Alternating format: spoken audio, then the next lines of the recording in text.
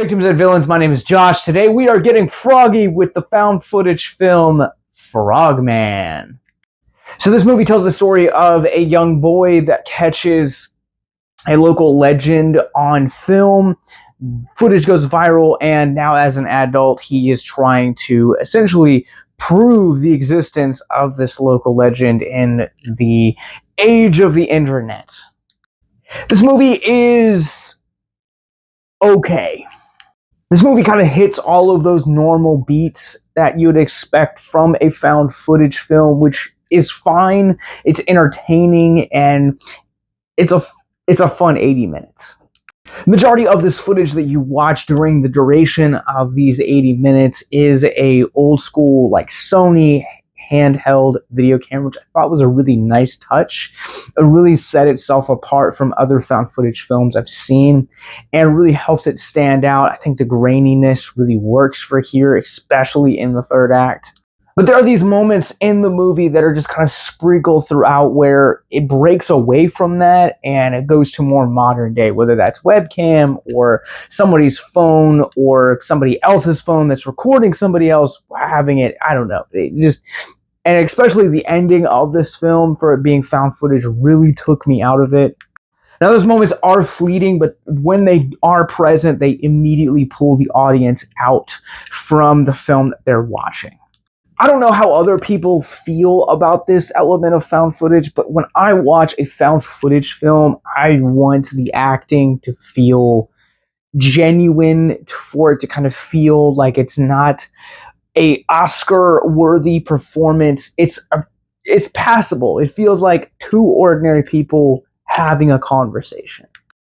I think this is an element of found footage that sometimes gets lost and unfortunately kind of pulls me out of it. And I'm really happy to report that Frogman, I don't know how the people will take this. The acting is fine. It feels natural. It feels like a natural extension of the circumstances surrounding these characters and how ordinary people would feel in said circumstances.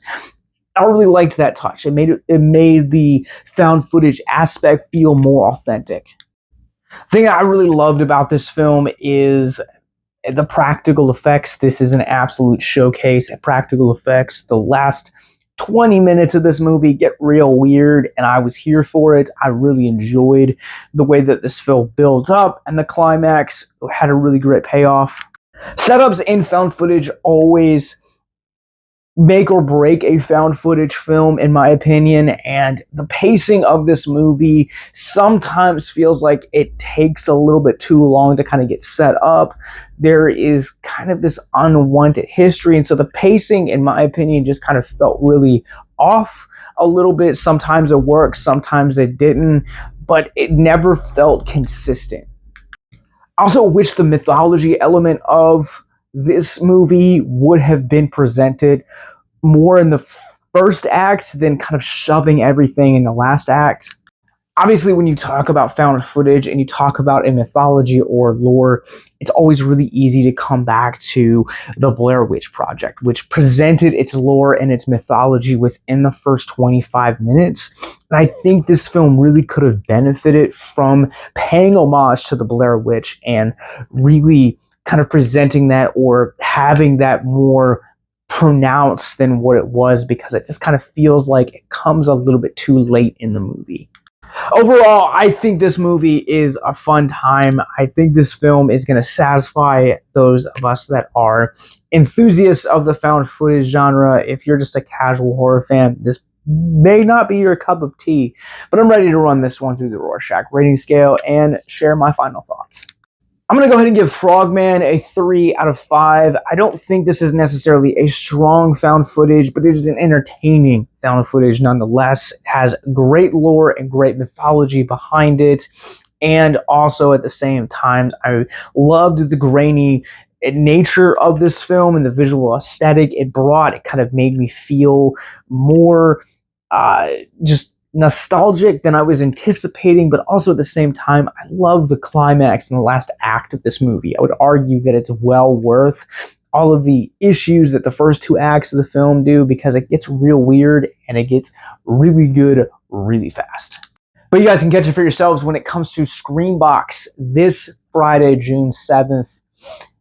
Let me know what you guys think. Come back and let me know. Write to us on social media. All of those links are in the show notes below. And now let's talk about mental health. If you guys are new to our content, Mental Health Moment is where we take a theme of mental health out of the film which we're discussing, talk about it for a few moments in the hopes to deconstruct the stigma surrounding mental health.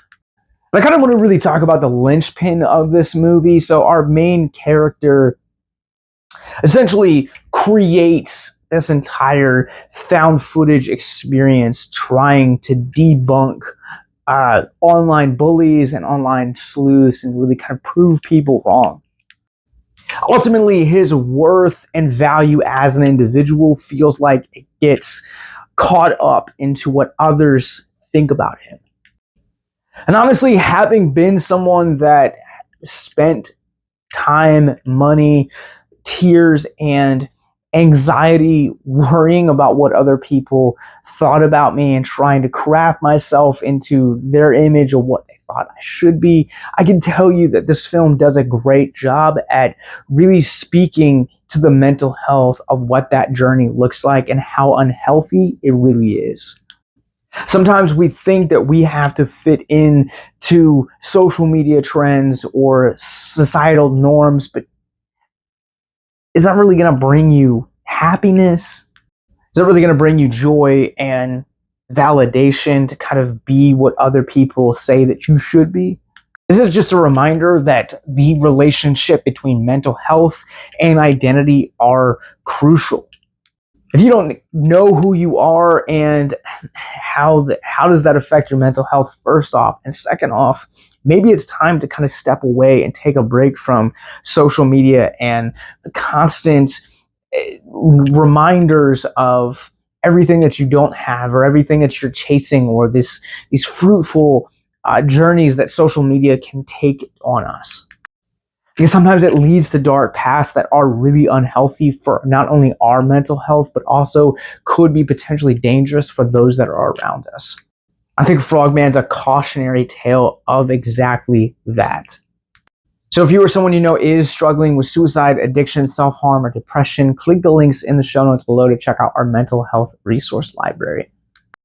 In those show notes below, you guys will also find not only that mental health resource library link, but that subscribe button, more movie reviews, our access to our podcast network, our Patreon to support us financially to help us bring mental health resources into conventions, shows, events, and continue to bring you guys great content like what you're watching right now.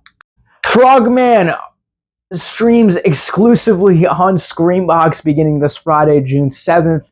And until next time, remember to stay classy and keep it spooky. Have a good night.